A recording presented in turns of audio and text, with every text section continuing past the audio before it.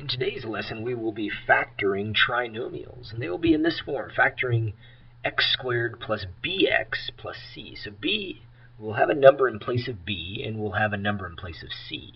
Last time, we had c was greater than 0, and we'll see some that are this way, but we also will see some where c is less than 0. So we have two different rules. When c is greater than 0, so when c is positive, so this means c is positive here, we're going to end up adding the outer and inner terms. And when we do that, those will equal the b term. So the b term right here. And so if c is less than 0 means that c is going to end up being negative. If c is negative, this term here, that c right here, if that is negative, that means the outer and inner terms will subtract, and we'll still get the b term when we do that subtraction. So that's the rule we're going to end up using. Let's check out some of these examples here. And so when we take a look at this first one here, we have x squared plus 7x plus 10. So first thing I would notice is that we have a positive c term. So this is positive c. c is 10. So this means we have the same sign. We'll have the same signs inside the two binomials. And so when we try it, we're going to draw our two sets of parentheses. We know x and x make x squared. That's this term here. But now we're trying to think of numbers that make 10. And so the numbers that come to my mind are 5 and 2. And so we'll try, since they're the same sign and they add to make a positive, that means we have the same sign of plus rather than minus. Now, if this 7 was a negative, then they'd both be negative numbers. So I know x times x makes x squared. I know that. I know 5 times 2 makes 10. That's why I picked those numbers. But I still need to check the outside terms and the inside terms. And let's see what we get. 5x for the inners, 2x for the outers, and those add to make 7x. So it matches what we have right here. And so that means that we've found the factored form, x plus 5, and we have an x plus 2. Now let's try another one here. We've got a x squared plus 9x plus 8 here. And so the first thing I noticed again is that this term is positive. Whenever this is positive, that tells us that we're dealing with the same sign. And so I go ahead and draw my two sets of parentheses. And so we'll put an x and an x for x squared. Now the numbers that most people try right away for 8 would be 4 and 2. We know both signs are positive because they multiply to make a positive and add to make a positive. So again, we know x and x make x squared. We know 4 and 2 make 8 because that's why we picked them. But we still need to check our outside terms and the inside terms. But when we do that, we end up with a 4x for the inners, we end up with 2x for the outers, and that only makes 6x. That's not close enough. We need to get numbers that are bigger.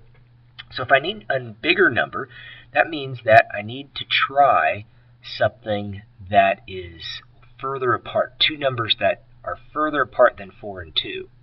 So I've tried 4 and 2, so let's go ahead and write those numbers down. We know those are not the right numbers. So let's go ahead and erase what we had here. So we know 2 doesn't work, we know 4 doesn't work, and that sum did not equal 9. So let's try different numbers in there. Let's try a 8 and a 1. Those are the only other numbers we have. If you put a 1 and an 8, you'll get the same answer. Our inner terms make 8x, outers make 1x, those add to make 9x. It matches. We got it. So this method is nice because everything is in the form in which you will write your answer. It's in the factored form already. So there's no need to change anything. You're checking using FOIL so you know everything's correct. All right, another problem here. We've got a plus sign right here. So again, that means that we are dealing with the same sign. So since we're dealing with the same sign and it's a plus, they add to make a positive, I know right away that my two signs inside the parentheses will both be plus. So from there I need to figure out what numbers multiply to make 36. Well, 9 and 4 come to my mind right away. Some people might think of 6 and 6, and you could try that. But let's see if this works. So I know that the x and x make x squared. I know that works. I know 9 and 4 make 36. But I still need to check the outside terms and the inside terms to see if they add to make 13. So 9 and x make 9x. 4 and x make 4x. And those do add to make 13x. So we got it on the first try there. So I already know that the outer and inners add to make 13. Last and first both multiply to make the two values that are there. So we've got our answer. X plus 9, and we have an x plus 4. Now let's check out the next one. This one's a little different because we still have this plus sign here. It's the same sign, but this time we have a negative sign here. So that means that both are negative numbers. So we've got our last terms both have to be negative. So I know it's x minus and an x minus. They are the same sign. They multiply to make a positive 18, but they add to make a negative 9. So most people end up trying maybe like a 6 and a 3 or a 2 and a 9, something like that. Either one, it doesn't matter what you try. You just got to try something first. So let's try a 6 and a 3. Multiply those outer terms and the inner terms, see what happens. See, now we're getting a negative 6x, negative 3x, and see how they're the same sign. They add together to make a negative 9x. So it matches. So there it is, x minus 6, and we have an x minus 3. So it's all about just trying different numbers, seeing what works. If you don't get it the first time, like I didn't get it the first time on the second one, you just cross it off and try another one. Let's check the next one here. Here we have a positive 4, so that's our C term. That tells us that we have the same sign. So the two outer and inner terms are going to add together. Now, since this is a negative, that tells us we have two negative signs inside the parentheses. So go ahead and draw the sets of parentheses. We've got x and x, make x squared. We know we have two negatives. Now we just need to figure out what numbers multiply to make 4.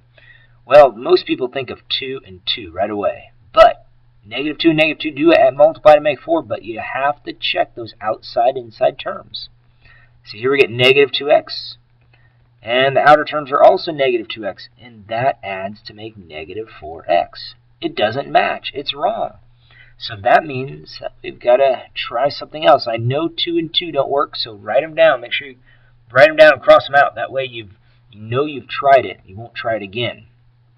So now we have to erase what we did there and try something else. So let's go ahead and put some different numbers in there. How about 4 and 1? Those are the only other numbers we've got.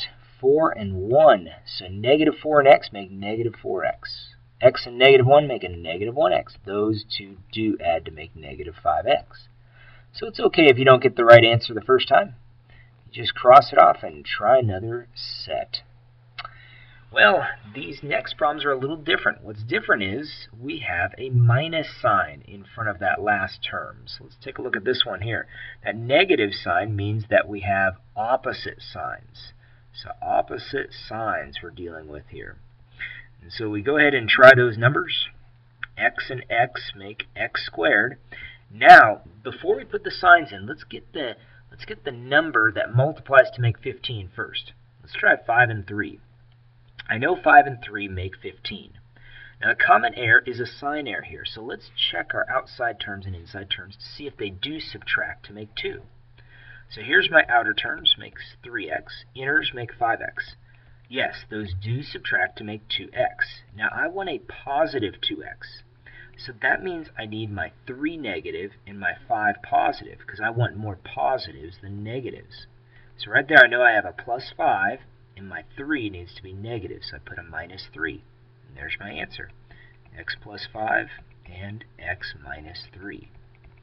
So it's critical, I think, when you're doing these problems to always, when it's a subtraction problem, it's an opposite sign problem, put the signs in last. Figure out what two numbers first, subtract to make that b term, but put those signs in afterwards. So again, we start with x and x. We've got a minus sign. I always look at that sign. That tells me I have opposite signs. So what opposite signs mean is subtract. I'm looking at negative signs in here. A negative and a positive somewhere. Now I need some numbers to subtract to make 5. If you do 2 and 3, those add to make 5, but don't subtract. So the correct ones would be 6 and 1. And let's check the outside terms and inside. Outside we've got 6x and a 1x. I want those to subtract to make 5x. Okay, I need a positive 5. So what that tells me is 1 needs to be negative, 6 needs to be positive. So plus sign here, negative sign here. And there's our answer. X plus 6 and an x minus 1. So the next one here, again, same thing on all these next three problems. We've got a negative sign, so that tells us we have opposite signs. It tells us we have to subtract. So we're going to draw our two sets of parentheses, put x and x in there. And we try different numbers that make 24. Now we need them to subtract to make 5. So you just try different sets. You got 6 and 4, you got 2 and 12. We also have 8 and 3. So let's see if these work here. So our outside terms make 3x. Inside make 8x, and I want those to subtract to make 5. Oh, it works. Good. Well, we need a positive 5, so we need more positives than negatives. So the negative sign goes with the 3 to make a negative 3x, positive sign with the 8 to make a positive 8x. So there it is, x plus 8, and we have an x minus 3. Well, taking a look at the next problem there, we've got more of the same. A negative sign again tells us opposite signs. First thing I look at is that negative sign there. Again, telling me opposite signs tells me I need to subtract. So when I try that one, I draw two sets of parentheses. We got x and x to make x squared. And now we need numbers that multiply to make 56. Well, 7 and 8 come to my mind right away. And then we just check those outside terms and inside terms. Again, we know x and x make x squared. We know 7 and 8 make 56. We just need to figure out the signs and check to make sure those are the right numbers by looking at the outer and inner terms. Inners are 7, outers are 8. When we subtract, we do get 1. Now, I don't want 1 this time. I want a negative 1. So in order to get a negative, that tells me I need more negatives than positives. So that's why I put the minus sign on the 8, plus sign on the 7. And there it is. We already know it works because I've checked my outer terms, I've checked my inner terms, my last terms I know multiply to make a negative 56. First, make an x squared. So we've got our answer, x plus 7 and x minus 8. Well, last problem here. Again, you're looking at that last sign right here, and that is opposite. That tells us we have opposite signs, tells us that we're going to end up subtracting. And so just draw the parentheses, put the x in there. X and x make x squared. Now numbers that multiply to make 8, that would just be 4 and 2. Or you could try 8 and 1, but again, we need those outside terms and inside terms to subtract to make the b term, which is negative 2 in this case. So here I have a 4x, here I have a 2x, and those will subtract to make 2x. Now I want a negative 2. So in order to get a negative, that means which of these needs to be negative? The one further from 0 is the 1. See, that will make a negative 2x when I subtract. So the 4 needs to be negative, the 2 needs to be positive. And you'll see that a negative 4 and 2 make the negative 8, x and x make the x squared. We already know the outer and inner terms will subtract to make negative 2. So we've got our answer. X minus 4 and an x plus 2. And there it is. So those are the types of problems you'll see on tonight's homework. Good luck.